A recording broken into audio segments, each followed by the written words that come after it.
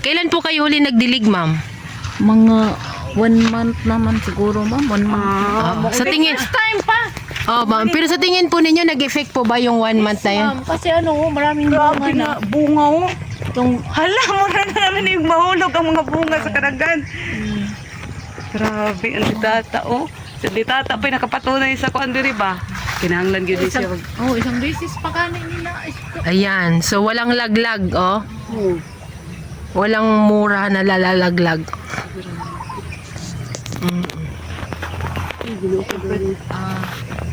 Grabe na bunga. Stress lang ko. So ayan, ma'am, at least sa niyog nyo, nakita nyo din naman, no, yung effect. Tsaka yung mga ano, ma'am, kakao ha. Ano ni, ito din mangga. Nag-spray sila Jackie diha rin. Wala hindi na ako nag-pa-sprayan. Chemicals kay ako gid tong extra. Dilig. Oo. Idilig mo, ma'am, sa puno. Pwede po tong kuan, isprayan niya diha tong Itong left. lip Oh, Oo. ana upod. Prasay man. kana ra ini kikuanan te. Kani sa pang diri. Kana diha kana. Kani i-pick ang diri. Ana i-pick na. Makitaan man nimo sa dahon te. Sabi nga bunga ti uy. Sabi na nang kanang mga inana te. Muna kung gusto mo mag-package ka te.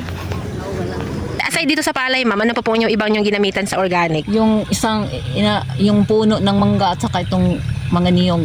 Oo. Nagdi-spray ka rin sa niyog? Okay. Sa livestock po?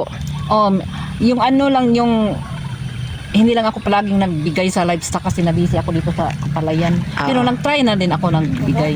Bigyan ko na rin ng ano. Pero maganda ng ano pong Oo. Oo. Ayan po. Thank you so much, ma'am, no? Although hindi pa naman natin talaga makita yung tagumpay mo, pero sabi mo meron ka na nakitang Yes. medyo advantage. Opo. So patuloy naman po kami nag-a-assist dito sa inyo para sa ganun po, pag nakapag-harvest na kayo, kayo naman po yung magtuturo sa iba nating kapwa farmers. Yes, ma'am. Ano, yun ang gusto ko para ano yung ginawa ko to para ano Experience ka, experience para may transfer.